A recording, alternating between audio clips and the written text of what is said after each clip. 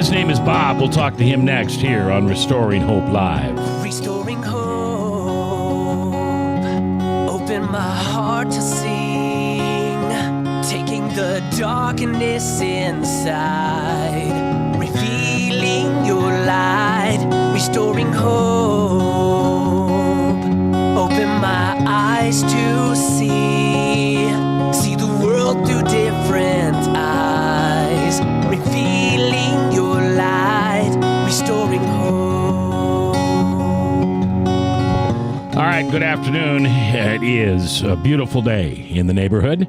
So glad that you have taken the time to stop by today. This is Restoring Hope Live, brought to you by the good folks at Unity Point and Powell CDC. I'm J. Michael McCoy, and my co-hosts are, as always, the lovely Lila Stafford, who is herself a new grandma, 6 months? Yes. And complaining that her back hurts because she's carrying that baby around too much. So are you going to choose to carry the baby around less or strengthen your lower back? I'm going to strengthen my back so Good I can idea. carry the baby around. Good idea. You're a great grandma. And, of course, Bob Montserrat, our cat in the hat, watching the chat. If you want to participate in the conversation today, you can always call us, 515-244-0077.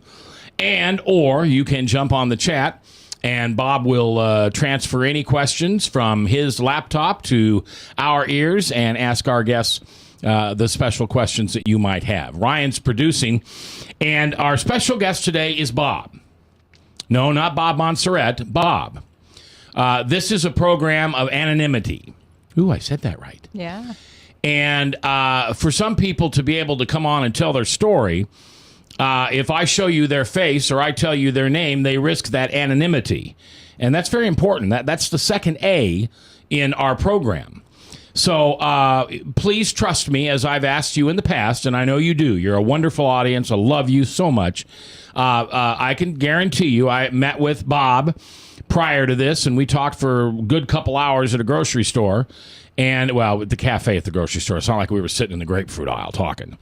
But Bob is who he says he is. And if you'll just trust me, we're going to hear a great story of sobriety today through a 12-step program. Bob, welcome. Get right on that microphone. Well, thank you, Mac. And I'm very honored to be here today. And I was a little bit nervous, of course, as anybody probably would be, to go on the air. I'm used to talking in groups for quite a while, but not probably quite this big of a group. Yeah. But I'm honored to be here today, and thanks for everything that you've done.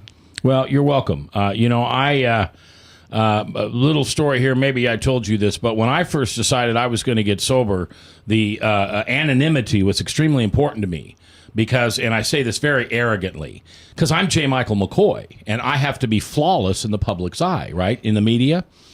And God showed me about 75, 80 days in that his plan for my life was not to have anonymity. That he had put me through and guarded me and surrounded his arms around me for all these years, 16 of those drinking, so I could share my strength and hope and help other people. So I always respect other people's, like yourselves, anonymity, but I also appreciate you coming on the show and sharing your story. By the way, if you've never listened to this program, if you're not an addict or a drinker, or anything else, then this show is for you. You might be sitting there thinking, well, I'm not going to listen to this show. I'm not an alcoholic. I'm not a drug addict. I don't watch pornography. I don't have emotional abuse problems or domestic abuse problems or painkiller problems or lust problems or coveting problems. I'm perfect or close to it.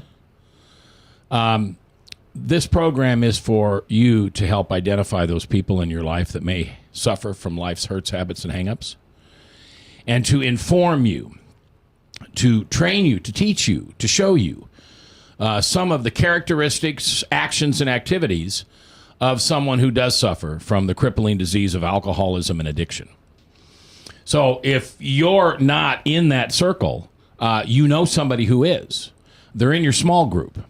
I'll guarantee you, if you're in a 10-person small group, there is somebody in that, I'll guarantee you, there is someone in that group suffering from life's hurts, habits, and hang-ups. It may not be glaring like alcoholism. It might be secretive because it's a painkiller addiction. It might not be as glaring as adultery, but maybe there's a little lust issues. Maybe it's your pastor. Maybe they're in choir with you. Maybe they're in the cubicle next to you. I'm sorry, we are all busted. Just plain busted. Thank you, Adam and Eve. And until we get through sanctification and we're into glorification, we are going to be busted. So the best thing we can do here is not stand up and say how perfect we are, but surrender and admit how broken we are. So God can help heal us, and we can help heal others. So that's what we're doing here. Bob, you will have 35 years later this year. You're not an older person. I mean, how old are you? 57. Yeah, I mean, you're not. So you got sober when you were what, 22? 22 years old. All right. Tell us about your first drink. Well, I guess I don't remember there being a time when I took a first drink when I was real young. My father would entertain and have a beer once in a while with family. It came from a pretty big family. My mom came from 13, my dad came from 9, and so there were a lot of aunts and uncles and cousins around, and they were close-knit, and when they went to visit each other, they would have a beer or a highball once in a while, and once in a while I would have a sip of that just for the curiosity of the taste of it, and they would do that openly with me. Boy, Wasn't a highball, big deal. there's a term from a generation past. That's way back, yeah. Yeah. That's, Lila used to be a bartender. So what is a highball? Do you remember? Well, I know it's like what I used to drink. I know more about what the size glass is. See. It's a tall one. Okay. And what you put in it doesn't matter. That just makes it a highball? The glass Yeah. makes it a highball? I think so. That's Okay. how I remember it. It's just some concoction of couple liquor. of shots of whiskey and a glass of 7-Up or something similar to Yeah. that. Okay. Right. CC and 7 CC and There 7. you go. was mine. Crown Royal and Coke. So what I hear you saying, it was just kind of always part of the family lifestyle. Right. It was never an issue because I never really got enough of it to have any effect on me at first. So it was at the ripe old age, probably about 14, I was working up at the brand newly constructed Holiday Inn with the top of the tower revolving restaurant, yeah. which was amazing. Yeah, which is now part of the Mercy campus, right? Right. Yeah. And at that time, I had a cousin that had a job up there carrying trays out for the waiters. And they were all singing waiters and waitresses up there, and that was extraordinary. And this was probably in the early 70s. And because I was 14, so let's see, 57, 67, yeah, I would have been about 1970, 71. And so one of the bartenders came into the restaurant, into the back room, and said, I'm really hungry. If there's anybody sends any food back, please bring me a sandwich or something. So within a few minutes, somebody sent back a filet dinner. Ooh. And I put that together and threw a baked potato on it and took it over to him, and he was very grateful and made sure to tell me or make me promise to come in after my shift and get and that he would give me a Coke or whatever. So when I went into the bar after my shift, I got a big tall Coke. And I drank that, and he gave me another one. And, when you can hang out in the bar and you're 14 years old, this is cool to begin with. And I was really tall for my age at that time, and way over 6 foot. And so I could look older. And back in those days, too, you could take your license. Oh, yeah. I learned later. Yeah. I was too young to do it then, but a couple years later, they still typed them on typewriters. Oh, yeah. Then, so you could change them pretty Yeah, we easy. used to do Get a that. couple On the years back of older a pretty check. easy, right? So at that time, I went in there and brought him his food, and then he gave me 2 or 3. And on the third big tall Coke, he said, "I put a little bit more in that one. I hope you." And I thought, boy, I am enjoying this way too much, and I could feel it, and it just profoundly affected my perception. It made everything wonderful. The waitresses that were wearing the short skirts were flirting with me, and I was so cute and wonderful and entertaining. The business people and the other people in the place were very social with me. So my normal 14-year-old awkwardness of adolescence went away, and I became the life of the party, and I became entertaining, and I had the time of my life. And I called my folks while I could still speak and asked them to not worry about picking me up, that I would get a ride. The bartender and one of the waitresses promised to give me a ride home afterward. And I felt wonderful all the way home until they took me home and dropped me off in front of my house. And I felt wonderful all the way into the house and clear on up into the bedroom and got on and sat on the bed. And when I quit moving, everything else just kept going. Wow. Yeah. And so I guess I must have kind of way overdid it. And my folks. Did that scare you? Well, yeah, it was a completely new, Yeah. thing. All I knew was it was wonderful right up until then, and then it became kind of frightening. And exactly, Lila. And so my folks put me in this yard, and actually they took me around because I got sick, and they took me around outside, and it was very cold, but they took me around outside. My mother had some really bad experiences with my grandfather. He was a pretty bad alcoholic. And so she had told me stories about this, how she just hated people that drank too much. And so Did she she didn't go easy on me. No, she was a teetotaler Okay. almost. I mean, But she your would dad very wasn't. rarely. And my dad was very normal drinker, quote, quote. Okay. I mean, never got drunk. I never Was there saw him any drunk. alcoholism in your family? I was adopted. Oh, okay. And so I really didn't know, as far as bloodline or anything, I Yeah. didn't know until a lot later Okay. that I found anything out about that. Our special guest is Bob. And no, that's not his real name, and you're not seeing his picture on the webcast.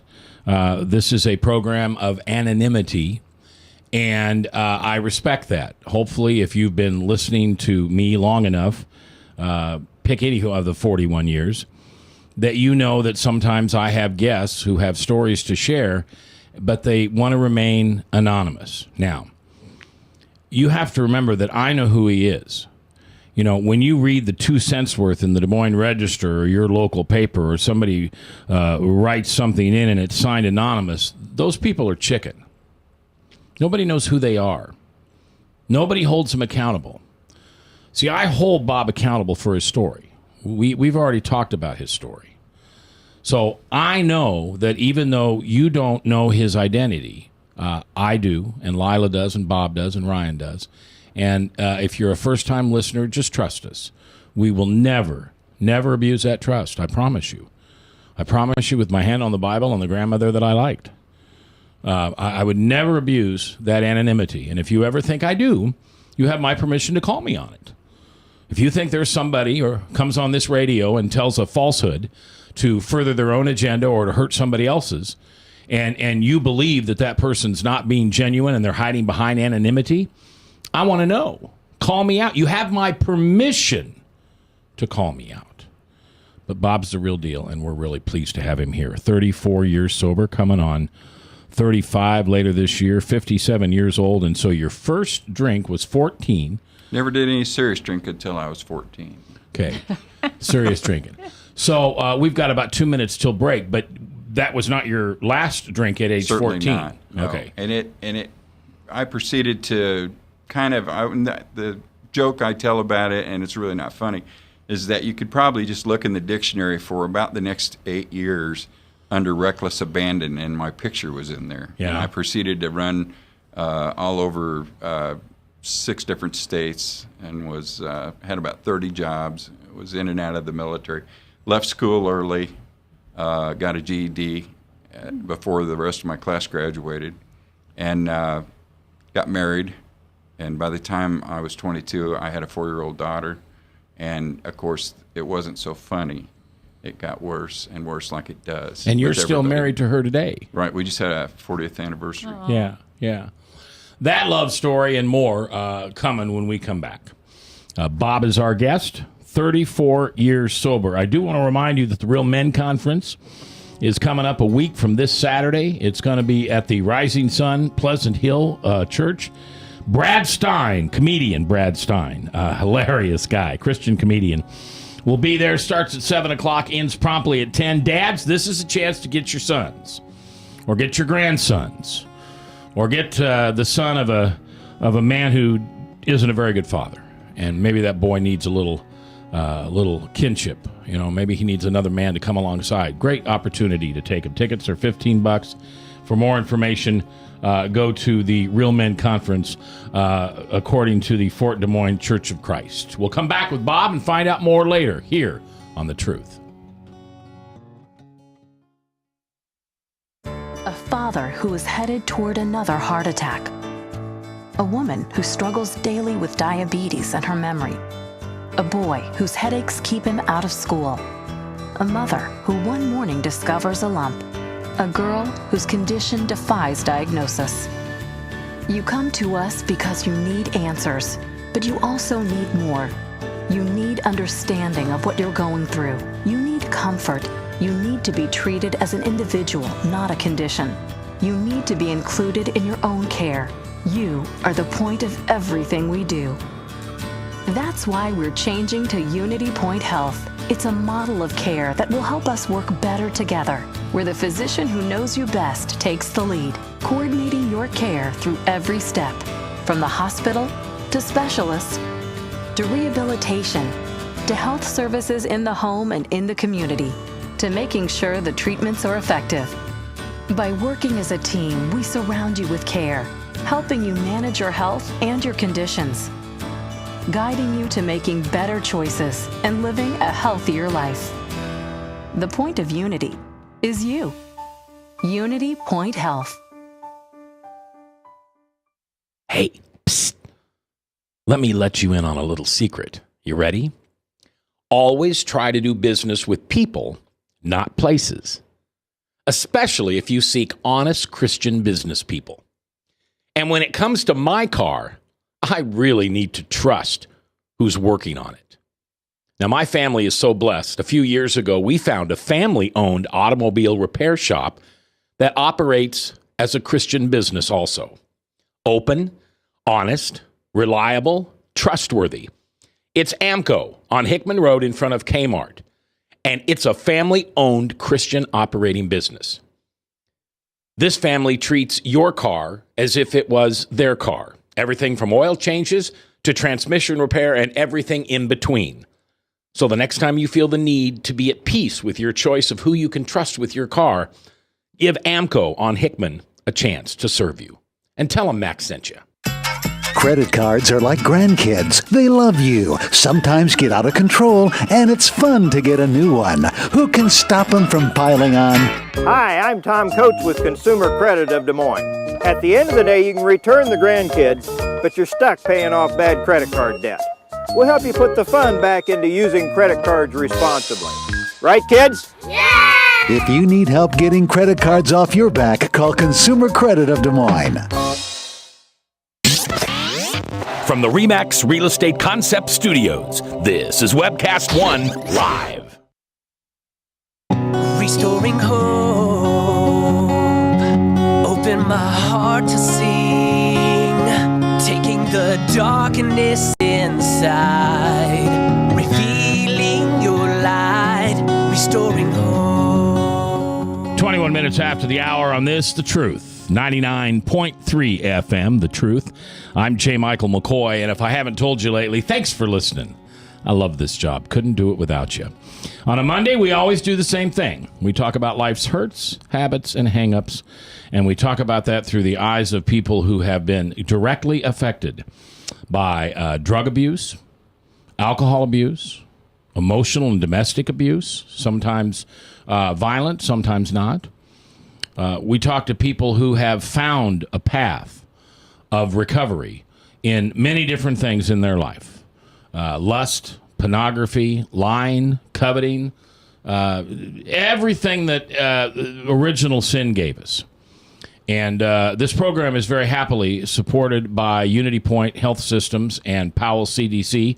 Lila is the president, CEO, and CFO of Powell CDC and everything east of the river here in Des Moines. So everything east, she's like the princess, the queen of all things east of the Des Moines River. And that, of course, includes Powell. So we appreciate you being here. And, of course, I'm kidding. Do you ever get in trouble when I say that stuff? No, Oh, okay. I never said anything. Bob Montserrat, the cat in the hat, watching the chat. He's online at webcast1live.com. You can certainly go there and pose a question. Bob is here because I love him. He's one of my very best friends. He's been my co-host for 4 or 5 years now. But he is also one of the country's most sought-after experts on alcoholism. He spent 34 years, is that right? 35 years with the Department of I was going to say Corrections. Division of Criminal Investigation. Yeah, DCI as a forensic scientist, and knows more about alcohol than I think anybody could ever know and forget. And what's cool is, even though Bob, can I tell about your dad? You had alcoholism in your family. Yes. And Bob was smart enough. Of course, he's a scientist. We know he's smart, but he was smart enough to realize how it impacted his dad and his uncle, right? Uncles. Yes. And so he stayed away from it. Have you ever even had a drink of alcohol? Oh, yeah, sure. But you've never been drunk. No. Well, one really makes me woozy, so. Seriously? Yeah. Well, what we say in the 12-step program is one's not enough and 12's too many. No. One's too many and 12's not enough. Yeah. And so I myself, 1,744 days sober.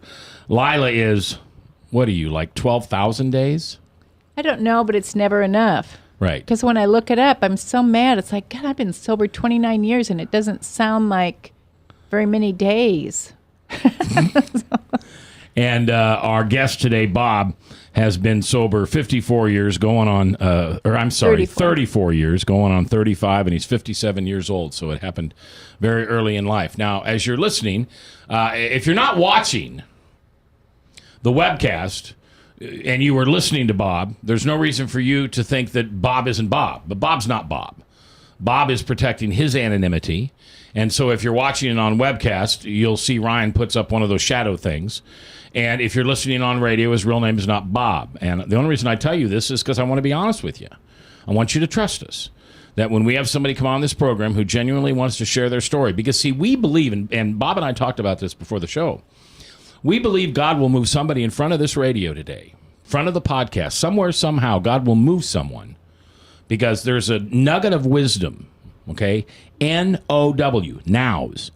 There's a now that God knows somebody out there needs to hear. And it's going to come out of the mouth of Bob. And whole lives are going to be changed. And so that's why we do this. I think there's going to be a lot of 20-some-year-olds, because you got sober when you were 22, Right. did you say? Right, I was And that's pretty young. very unusual, Right. at least in my experience. It sure was Kids- at the time. Yeah. And I want to hear about that, what it was like in your 20s, because there are a lot of 20-some-year-olds who are trying to get sober, and then when they're thrown in with a bunch of 40-year-olds or whatever, it's like, I don't Right. have anything in common with them. Well, it's not near the same now as it was back then. Back then, it was much more rare. Although I did see people eventually in 12-step meetings that were as young as 11, even back then. And so even when you think, well, I'm the youngest one here, and compared to what? Compared to who? And Yeah. there's always somebody. And what's amazing was I didn't know how old they were when I was listening to them in the meeting.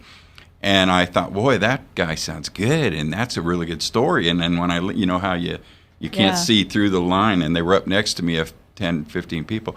And when I leaned over and looked, then I was like, that's a kid. That's like, how old are you? Afterwards. So We it was pretty started wild. But I had a hard time because I wasn't that alcoholic. Yeah. But I did have some, That was said, by the way, for those of you at home, in jest. That's a right, joke. Exactly. I'm not that alcoholic.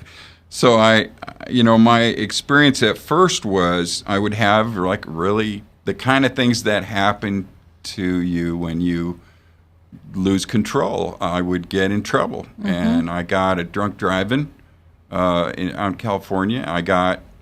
I went to a party where I didn't know anybody and shot my mouth off and got kicked in the eye. And I got put in the hospital for 7 days, and I had a patch over an eye, and they thought I certainly would lose the eye that got kicked, and I might go blind entirely. And when that happens to you and you're laying in a hospital bed and you can only get one or two of your friends to bring you up a drink, you start thinking. And I went to Catholic grade school and Catholic high school, and so I had at least a little bit of an acquaintance with God and Jesus and spirituality. And that's when God was Monty Hall.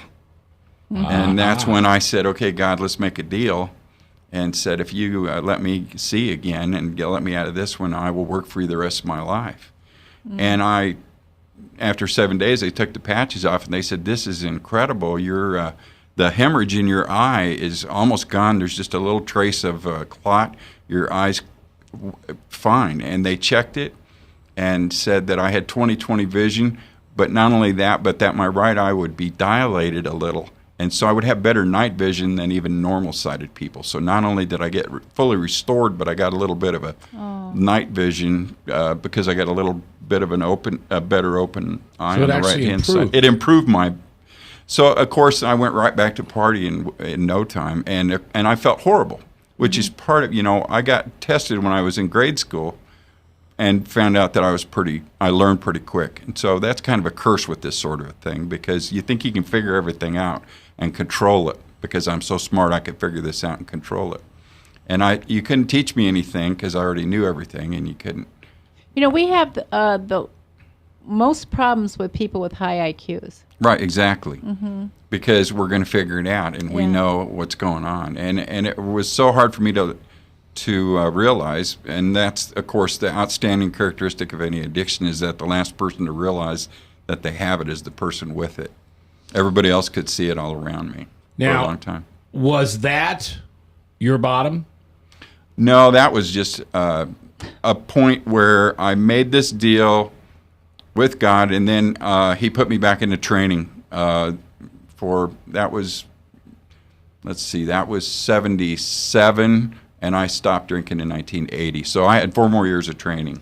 Okay. I had a friend who had almost the same story, but he is blind in one eye. And he ended up, it was a fight in a bar with somebody, and someone smashed a glass in his eye. Oh, no. And he's blind in that eye. Well, I kind of believe now that when people pray, at least this has been my experience, be careful what you pray for, because God will honor your request. And maybe not the way that you think or the way that you might like, but it'll happen. And so your prayer to God wasn't sober me up. It was just give me my eyesight back. no, it was, let's make a deal. If you give me my eyesight back, and I'll work for you the rest of my life. And how did I know But work for you. how I was going to end up doing that? I had no clue. But work for you the rest of your life didn't mean sober. Well, When you said at that time, I just built up a lot. And so what I was starting to say was, I was so smart that if I got in trouble like that, or if I got a drunk driving, or got in any kind of trouble, I mean, any normal person, when they touch a hot stove, and this is what we say in all the meetings, and we know from addiction, that a normal person, when they have a bad experience, doesn't go back to repeat that over and over again. But and besides, that would be really stupid. And anybody, when they had something bad like that happen, wouldn't just go back out and drink again. That'd be really dumb. But what I would do is I would do all sorts of things to feel bad enough about myself, until finally I felt so bad enough about myself that, of course, I could drink again, and it would be okay, because and I told myself all sorts of crazy things. Now, you met your present wife of 40, how many years? Just had our 40th anniversary. All right. You met your June. present wife of 40 years when you were drinking. Oh, absolutely. What did she think about that drinking? Well, she was. It didn't take very long after we met and started going together, even though that we were like a lit match at 16 and 17 years old. It didn't take very long, within a few months, for her to start telling me, hey, be careful. And, she cared about me, so she didn't like to see me risk my life or do dangerous things. Did she drink? She is incurably normal. Have you ever heard that term before? Incurably normal. Yeah. I'm going to write that one down. I'll give you credit for that. Yeah. She's kind of like Bob. If she has more than a beer, she starts acting real funny. And if you offer her the third one, she just says, no, thanks, I'm starting to feel it. And to me, that's really weird. I don't get it. I know, none of us do. When someone feels it, it's like that's the purpose. Yeah, we've talked about that before. There is no answer to this question. How do I know if I'm an alcoholic? But one of the ways I say is, that buzz you get when you've realized that the alcohol is beginning to impact your sensory perception, your decision making. The normal person goes, no thanks, I'm good, and might leave a full beer on the table. Right. An alcoholic goes, holy Toledo, let's floor it. It's the effect that I was looking for. Yeah. And it was that sense of ease and comfort that I got. It was the lubrication of the social situation, courage, all of the normal. I mean, a lot of this stuff is cliche, but to me, it's real personal because it happened to me. Here's what I think's a blessing. Is you obviously are not afraid to talk, meet new people. I mean, you just met me out of the sky, and here you're sitting on the show. So God gave you that social courage, even though it didn't come in a bottle, but it came in Him. Well, what you're seeing in front of you now took 34 years of practice. Really? In front of groups and groups and groups of people, sometimes 2 and 3 times a day, and with lots and lots and lots of people. So when you go from, and this is one of the characteristics too that they're finding out, I think, about addiction, is that sometimes it doesn't ever, they want to cut off the supply or say that it's availability. And really, part of my recovery, once I discovered it, that what my problem was I was willing to go to any length. I would take all the help I could get. So I went to the hospital for 30 days. I did that. It was free at the VA, but I did it at the state of Nebraska's request. But I did do that, and I took counseling, and I did whatever help from everything that I could, including the 12-step meetings. So. When we come back, I don't usually do this, but I'm going to tell you up front, the first question I'm going to ask you is, if you hadn't quit drinking, would you and your wife have celebrated your 40th wedding anniversary? And how long do you think she would have put up with you? I want to hear that. And then in this session, in this next segment, I want to hear your bottom. Okay. I want to hear what it took. Lila's here. Bob Montserrat's here. Ryan's here. I'm here. And I thank you for being here on Restoring Hope Live. Live right here on The Truth. 99.3 FM. Powered by webcast1live.com.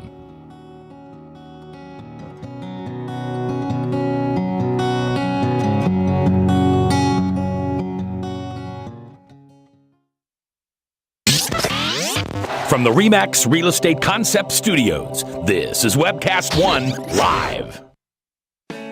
I'm Brian Leach, owner of Service Legends, and my position is Chief Talent Officer. I'm Nicholas Wonderscheid. I am Bernie Hobbs. And I'm the Service Manager.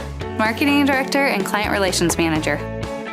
Everything that we do is about ensuring that we exceed your expectations. Our clients are important to us. 100% satisfaction. We're not just focused on heating and cooling. That's the easiest part of our job, actually, is fixing furnaces and air conditioners. Everyone that we come in touch with, we want to improve lives. Bottom line is, we've got our installation guarantees, 25% energy savings guarantee, comfort guarantee, temperature selection guarantee, property protection guarantee. 100% satisfaction guaranteed, fixed rate or it's free. All of those guarantees are backed up with a 100% money-back guarantee to hold ourselves accountable to making sure that you get what you're after. Just fixing the problem today. If they have another problem 5 days down the road, it's still fixed rate or it's free. We use what's called straightforward pricing. Our technicians are going to give you an exact to-the-penny price on what it's going to take before they move forward with any repair.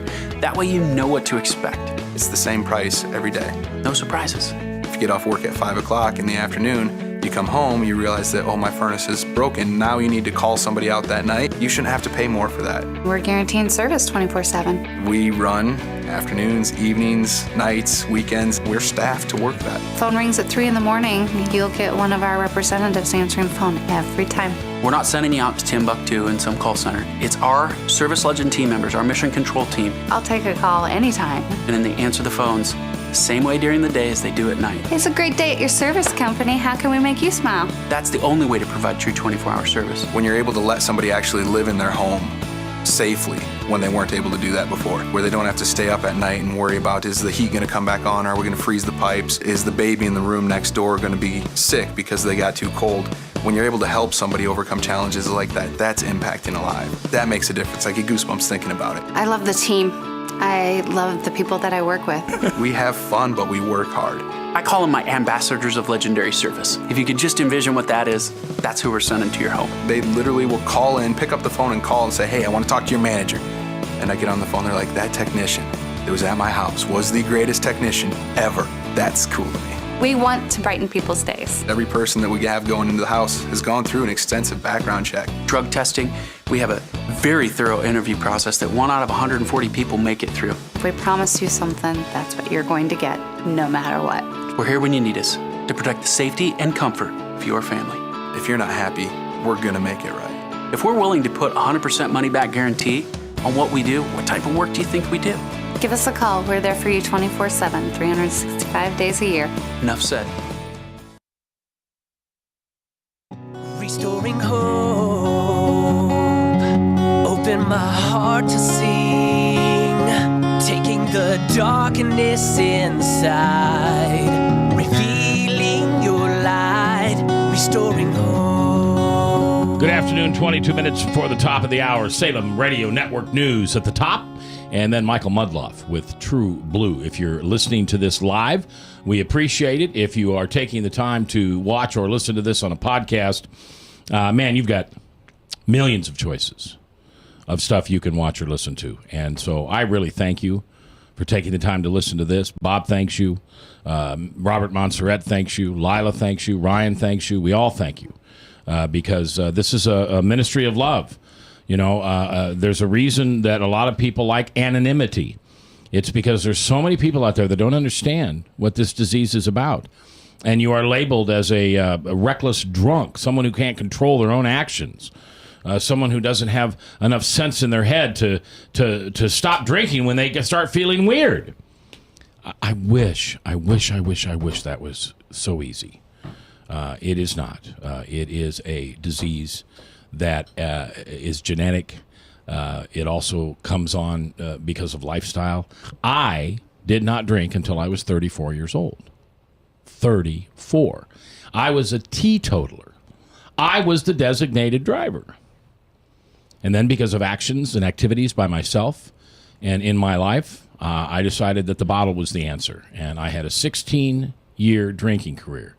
And I've now been sober for, I need to check exactly. I think it's 1,743 days. What does that translate to is over 4 years. I'll have 5 years in May. And we do this ministry to help you understand what this disease looks like, what addiction looks like, what addiction to pornography, lust, lying, emotional abuse, what all these hurts, habits, and hang-ups that we suffer from. That's why we do this show. Bob is our guest today. Bob is not his real name. He appreciates the anonymity that comes in this program, even though he will be sober 35 years this summer. He was, well, you're 57 now, so you were 22? 22 years old. 22. Now, you married your wife when you were how old? I turned 17 in August and married her in January. All right, and she's the same age? She's a year older than me. Year and a month. Okay. And so she saw you at your worst. Oh, absolutely. And did she ever threaten to leave? And that's actually the thing that got me in contact with the 12-step help to begin with. Was I was really it had gotten bad enough that I believed I had a problem, and I had had many bad things, even attempted suicide 3 different times, and so I mean I really had been in a lot of pain for a long time. And I had a little girl, and when you get a little beautiful little Cocker Spaniel and a little 4-year-old little girl, and a beautiful wife, and you know the torture of the illness is that you hurt the people that love you the most. Yep. It's like getting hit by a fire hose, and the people that are closest to you get the wettest. Yeah. And so and you just can't stop hurting them. And the way I would talk myself into suicide would be, I can't quit hurting them, and I can't. They'd be better off without me. They'd be better off without me. I'd be doing the world a favor. Yep. I wasn't doing anybody any good. And you really believe that? Oh, absolutely believe it. But just like I said earlier, God had other plans because nothing seemed to work out, even that. And so when you can't even die to get away from the pain of hurting the people that love you, you really don't have much choice. Was there a specific action or activity or encounter that caused you to say, that's it? Well, I came home one night, and like I said, I got so desperate because I would say that I was going to stop and try to quit and try to stay away from it. And I got so desperate that I even opened up the big white family Bible that we had, the great big one, and just opened it up at random because I was just looking for any answer from anywhere. And opened it up, I think, somewhere in Psalms, and it said, to fear God is to shun evil and to seek knowledge. And so I thought, well, maybe I need to understand what's going on with me and learn about this. And within a couple of weeks of that happening, I came home and it was really cold one night, and my wife said, buddy, either you get some help, I said, don't, she's yelling at me, and it's like 2 a.m, and I'm drunk, and it's really cold outside. And she said, you either need to get some help with this, or you need to go back outside in the cold. And I said, well, don't quit yelling at me, and it's too cold. I don't want to go back out there. I'm really sick. And she said, I know you're sick. When are you going to do something about it? So she suggested that I call AA for the first time, and so I did. And you said you went to a hospital for 30 days. Well, that was due to my last drunk driving, which then happened like 3 months after coming to 12-step group. Okay, all right. So at first... So when you came to the 12-step program, you didn't stop drinking. Oh, no. Yeah, you went under that guise that the only requirement for membership is a desire to stop drinking. And I had no clue. I had saw an episode of the Flintstones where Fred was eating too much, and these guys were chasing him around, oinking at him, and they captured him and sat on him to keep him from eating. And I thought these guys from this 12-step program are going to do the same thing. They're going to follow me around and try to stop me from drinking and try to kidnap me and sit on me in a van or something, So I was really nervous. And these 3 guys came at 2:30 in the morning to see me, and they were scruffy looking. I thought, what do they want? I already drank all the booze. And they met my wife at the door, and she said, you know what this SOB's been doing? And they put their hand up and said, kind of told her like, quiet, and then they looked over at me and they said, we know all about that. We came here to talk to Dave. So they kind of told her to shut up, and I liked him right away for that. and they came in, though, and they talked to me and told me how they felt and how they drank, and it sounded just like me. After 15 minutes, I said, hey, you guys sound just like me. And the one guy with the scraggly hair and the big beard that talked too much said, yeah, but we're sober. And I never liked him from that point on. But then they kept talking. They took me up to where they had their meetings, and they spent until 4 in the morning with me. And I don't remember what they said, but I remember that they cared enough about me to do that with me. And I saw the steps and the traditions for the first time, and that moved me quite a bit. Yeah. And the guy with no teeth and no hair, whose name was Bill with one L, and so they called him Bill with one L. Everybody had nicknames back then. And he showed up, this was a Saturday night, he showed up Sunday morning and was mad at me because I wasn't already ready to go to the meeting, because I was going to make him late for his meeting. And so I looked at my wife like, do I have to go with this guy? I'm really sick, She looked at me with that look of like all that broken glass and horror from that I put her through, like, you better go. And so I went. And of course, everybody there I thought they did a background investigation on me with the FBI, or maybe they talked to my wife for hours and knew everything about it. And they were trying to fool me. They're trying to make it sound like they're talking about themselves, but they were just trying to get me to fess up and own up to a lot of the stuff that I had done and been through. And of course, it turned out that they were just talking about themselves. That is one of the best explanations I've ever heard of early meetings. That's incredible. Good job. So how long did you start going to a 12-step program until you stopped drinking? Well, I drank about 3 times a week, and and the more I learned about it, the more I would try to challenge that. So they said, well, you got a craving. So I'd go to the bar and have a drink, and I'd wait for the craving, and no craving. So what a relief, I can go ahead and drink. And then I'd proceed to get drunk. And I would try to stop at 3, and I could do that. And the next day I could stop at 5, and within a week I was out of control again. So I kept running these experiments. Whatever they would say, this is a symptom, I would say, well, that's not me, Yeah. And like a lot of people think that it's like, and even heroin, they've proven that if all it took was one shot and you're addicted to the physical drug, then your mother-in-law or any lady that broke her hip would be a heroin addict. But it has to do with I was separate from society. I separated myself out from people. I thought I was totally different. I had what our friend calls terminal uniqueness, is what I had. And terminal uniqueness. It finally got to the point where I went out and drank and got another drunk driving. Oh, no. So I got my 3rd one. And if you get them far enough, back then, they didn't have the network like they do now. So if you get one in a different state, I got 3 once every 2 years in different states, and they never caught up with me until finally 1980 they did. Yeah. When we come back, what happened? Why has he been healed now for almost 35 years? And what can he tell us? What can he share with you to help you share with that person in your life that you love that is still drinking and drugging and staying away from God? It's next, live on Restoring Hope Live, brought to you by Unity Point, Powell CDC. A father who is headed toward another heart attack. A woman who struggles daily with diabetes and her memory. A boy whose headaches keep him out of school. A mother who one morning discovers a lump. A girl whose condition defies diagnosis. You come to us because you need answers, but you also need more. You need understanding of what you're going through. You need comfort. You need to be treated as an individual, not a condition. You need to be included in your own care. You are the point of everything we do.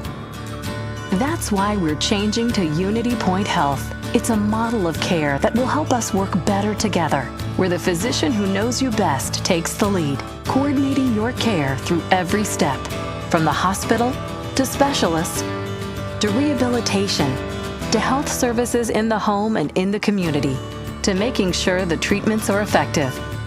By working as a team, we surround you with care, helping you manage your health and your conditions, guiding you to making better choices and living a healthier life. The point of Unity is you. Unity Point Health. Credit cards are like grandkids. They love you, sometimes get out of control, and it's fun to get a new one. Who can stop them from piling on? Hi, I'm Tom Coates with Consumer Credit of Des Moines. At the end of the day, you can give these grandkids back, but you're stuck paying off bad credit card debt. We can help you put the fun back into using credit cards responsibly. Right, kids? Yeah! If you need help getting credit cards off your back, call Consumer Credit of Des Moines. From the RE/MAX Real Estate Concept Studios, this is Webcast One Live. Restoring hope, open my heart to sing, taking the darkness inside, revealing your light, restoring hope. RestoringHopeLive.com, that's the place to go. You will see all of the radio programs that we've done continuously for almost 3 years now. We appreciate the support of Unity Point and Powell CDC and Lila, who is a counselor there. There's only one number you need to remember, 263-2424. 263-2424. That is your lifeline. That is the number to call. There's somebody there that cares. You can ask for Lila. You can't get me there. You can call me on my cell phone or at the office. I mean, Facebook me. I don't live in anonymity. God told me about 80 days into this program that I did not get to be anonymous, that everything that I had been going through all of my life was going to be plastered everywhere because he was going to use me to help you. I know you don't drink. I know you don't do drugs. I know you don't do anything like that. You're a good Christian person. But unfortunately, you know somebody who does. And you have no idea how to help them. You feel powerless. Well, there's a lot of power in powerless. And you can get some good hints from this program every week. Or you can just call us and we'll be glad to help you. Our guest today is Bob, 34 years sober. He's 57 years old. So you go to a 12-step program for how long until you put the plug in the jug? Well, finally, after it took about 6 months, and I had almost 3 months because I drank about 3 times a week. So I was a new guy about 35 times, but I drank about 3 times a week for about 3 months, and then I drank, and then I had almost 3 months of sobriety, and then I came home from a meeting. And I had learned some profound wisdom that was just so earth-shatteringly life-changing that I had to share it with my wife. And I was trying to explain it to her. She fell asleep on the couch when I was saying it to her. Made me so mad that I got in the van and went down to the bar to go find some other girl that would listen to me. And on the way there, it was like I had a voice in my head saying, who are you trying to fool? You never went to a bar for any reason except to drink. And another voice in my head said, well, we're going anyway. And it's just like that. I mean, I've had like multiple personalities, and I was watching myself argue with myself. Yeah. Can we just call you Sybil? So, yeah. It was. If I could get them down to 2, Mac, I think I could make it. But anyhow, so then I went there with that excuse, and it was like God was saying, oh, you want to use that for an excuse? Have I got a surprise for you? So I ended up picking up the bartender who ended up being somebody that was transgender. And I didn't find out until a little bit later, and it shocked me just to find out that this girl needed to shave. And so all of a sudden I got very honest and said, gee, I'm married. I'm going to these meetings. I really am an alcoholic. I got to go home right now. I mean, I beat home, and I was so terrified by that. It was like, oh, God was saying, oh, you want to use that for an excuse? How about this? So the next day I was so terrified, I called the VA early and said, hey, I know I'm not supposed to come up there until the 23rd, but do you please have an empty bed up there for me? And they said, yeah, well, we have why don't you come on up Friday? So I came up Friday the 13th, coincidentally. And of course, I'd been around going to meetings, so I already knew everything. Yeah. So they had to, so that was kind of my bottom was, it wasn't really any, because I had drove my car in the lake, tried to commit suicide 3 times, drove off a drop-off with my car. I had all kinds of crazy things happen. That 3 OWIs. That were, 3 drunk drive-ins, and each time I could have been killed or killed somebody. Yeah. So I had all these horrible, and it's always the little thing, and then my shoelace broke, and that was the last straw. Yeah. So it's usually that with us. It's usually like, are you kidding me? And now this? Yeah. It was just a coincidence of happened to try to pick up somebody that was transgender at the time. And of course, back then it wasn't cool to be an alcoholic or drug addict, and it certainly wasn't cool to be transgender or gay. And it wasn't even that. I mean, it was newly okay in the early, in even 1980 to be black or to be a person of color. So I've seen lots of changes. I'll bet you through have. the years happen, like everybody, and it's all good. So anyhow, God decided then that I would actually go to work with all my training, and of course, all these stories aren't very good for anything except telling people that are in meetings or around trying, that are maybe listening, that are affected by somebody that's drinking or has drug problem. Were there so you were 22 when you stopped. Were there very many 22-year-olds around? It was very rare. There were 2 or 3 here and there, and they didn't make it.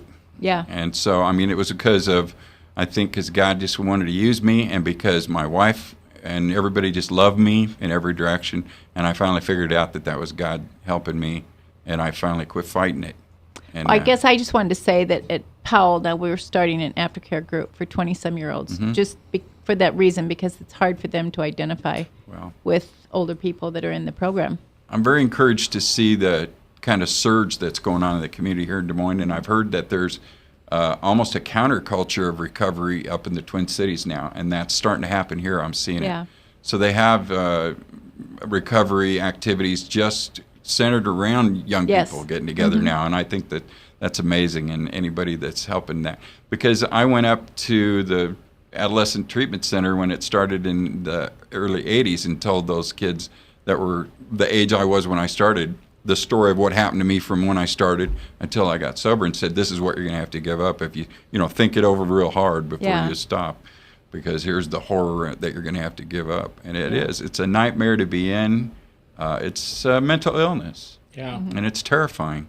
And it does take all the help I could get from counseling, from the professional community, from treatment, from program, from 12-step, from whatever. And all my family, and even people that didn't understand it, they still wished me well and supported my recovery. And it wasn't a family disease when I got sober. It was a county disease. And it was a matter of public record, but I sure couldn't see it. I was the last one to see it. I didn't tell you I was going to ask you this. There's somebody listening out there, and they're 22 years old. And, Mom sent them a link to the podcast, and if they wanted dessert tonight, they had to listen to it. And they don't want to hear anything you and I have to say. They run from somebody like Lila, because she's crazy with white straitjackets and going to try to, brainwash me. And Bob's just way too scientific. But you, what would you say to that 22-year-old that just didn't want to put the plug in the jug yet? Well, the same things that they said to me, Mac. They said, how are things going in your life? Really?